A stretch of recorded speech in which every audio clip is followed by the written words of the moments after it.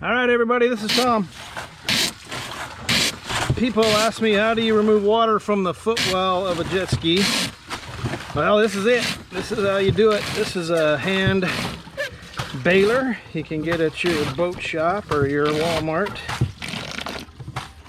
So you take it down as far as you can with that. And then this is your turkey baster. And you do that. And get the rest of it.